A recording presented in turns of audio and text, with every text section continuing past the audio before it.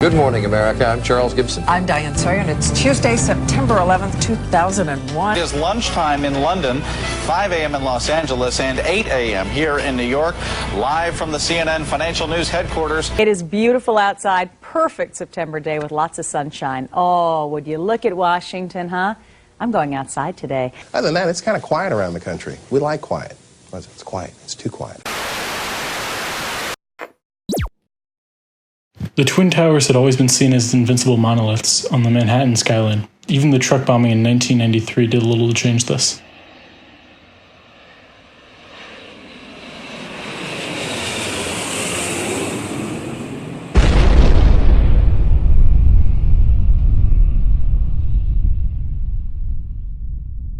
This is CNN Breaking News. This just in, you are looking at obviously a very disturbing live shot there. That is the World Trade Center, and we have unconfirmed reports this morning that a plane has crashed into one of the towers of the World Trade Center. There is a major incident in Lower Manhattan. We just got a report in that there's been some sort of explosion at the World Trade Center in New York City. We have serious news of a major possible air crash in the United States. 9/11 not only disintegrated that notion, but also that of American invulnerability. Have you seen any evidence, Elliot, of people being taken out of the building? You say that emergency vehicles are there, understandably so, but of course the major concern is human loss. Oh my God, another plane has just hit. Oh, another one just hit. Oh my God. My God. The reason why the towers were so strong was because of how their supports were laid out. Most buildings have their central supports focused in on the center of the structure with a couple of auxiliary supports along the perimeter. The towers had many more perimeter supports than most buildings, which boosted their stability. As a matter of fact, their famous facades are not just aesthetic. The ribs that scale the building are the perimeter supports. This system worked very well until the attacks. When the planes hit the building, they severed the supports of the entire side of the building, critically damaging the towers. I think we have a terrorist act of proportions that we cannot begin to imagine at this juncture.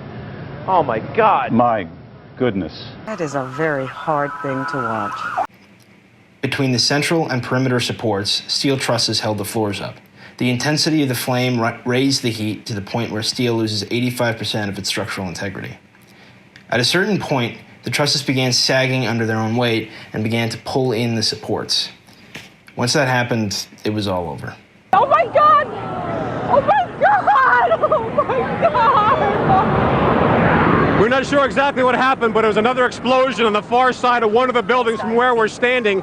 The reverberation and another explosion on the right-hand side. In the footage of the collapse of the South Tower, you can see the corner buckle inward and tilt to the top of the building before the whole thing collapses.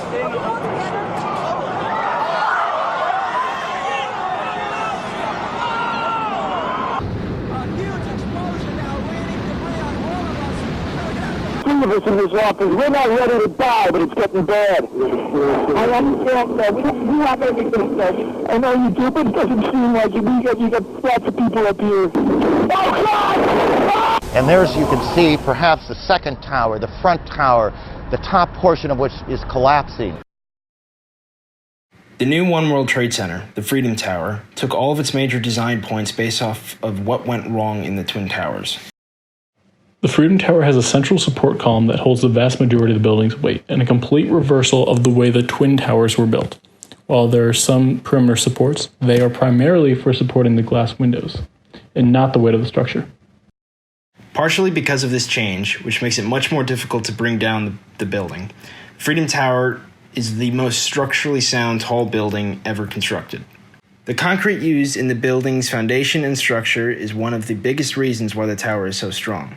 It is the most durable concrete so far used in construction. It is extremely heat resistant and can support up to 18,000 psi. That means that a 10-inch by 12-inch cylinder of it could support the weight of over 1,000 Americans before breaking. In order to improve security, the base of the Freedom Tower, about the first 20 stories, are effectively a concrete bunker. There's no windows, and to disguise that and give the building a more inviting look, the decision was made to coat it in glass prisms. These prisms were not designed to shatter. However, their construction made it so that they were extremely prone to shatter.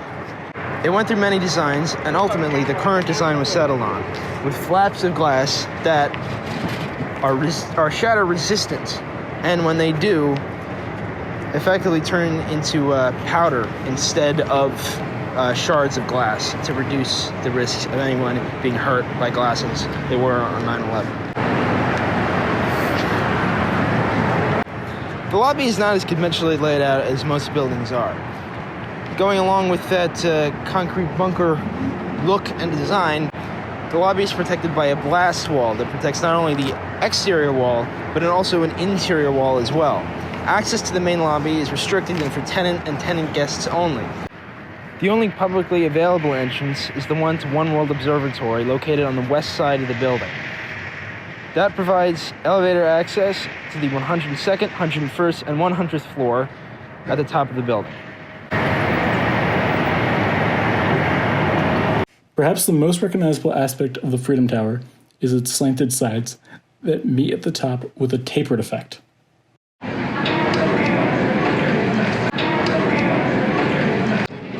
The building is designed this way so that when you look at it from one angle, it resembles the silhouette of the North Tower, while when you look at it from another angle, it resembles an entirely new building. The tapered effect of the top of the building also provides a way to minimize sway by directing air currents around it. The Twin Towers didn't have this and instead were over-designed to be able to take that force without moving.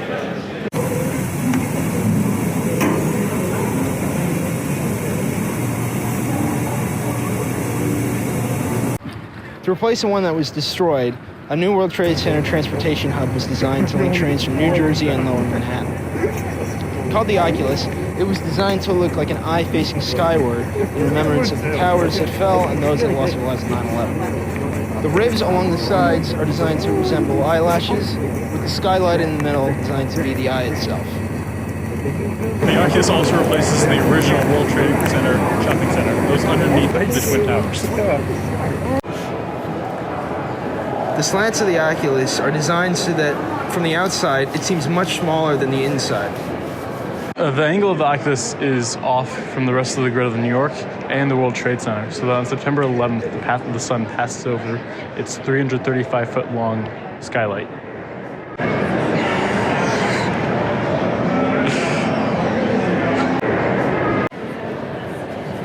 The Oculus was initially designed as an attachment to 3 World Trade Center. However, the architect had decided that having it as an adjunct to another building would be less impactful than having it as its own separate building. And so it currently stands separate, though next to 3 World Trade Center. 3 and 4 World Trade Center are connected to the Oculus via the underground shopping mall. They are office buildings, but the shopping mall also extends up into both of them. This shot from inside 4 World Trade Center shows how it provides a great view of the area, including Liberty Park. Liberty Park is a small elevated area with a memorial to U.S. Special Forces, the first of its kind that is publicly accessible. It is a statue of the first cavalry charge of the 21st century when a 12-man team of U.S. Special Forces assaulted a Taliban-held town. This isn't the only thing in the park, however. This statue was the centerpiece at the original World Trade Center. It lay right in between the 2 Twin Towers, and when it was recovered from the wreckage, the decision was made to not restore it. It was cleaned off, of course, but remains here in Liberty Park overlooking the memorial as a symbol in and of itself of the devastation that they caused. Instead of building up a memorial where the towers were, it was decided to leave a gap empty, and that's how we got the memorial pools and the footprints of the towers. The pools also have all of the names of the victims, both here on Flight 93 and of the Pentagon, inscribed around it in marble.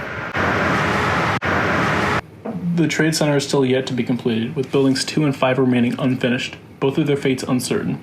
There were never designs for a new 6th World Trade Center, and Building 7 was the first to be completed, and is located partially in the footprint of the old Building 7, next to the Freedom Tower.